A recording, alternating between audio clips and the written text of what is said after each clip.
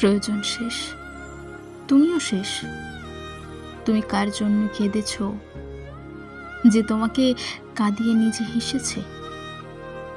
কার জন্য না খেয়ে আছো, যে খেয়ে শান্তিতে ঘুমোচ্ছে?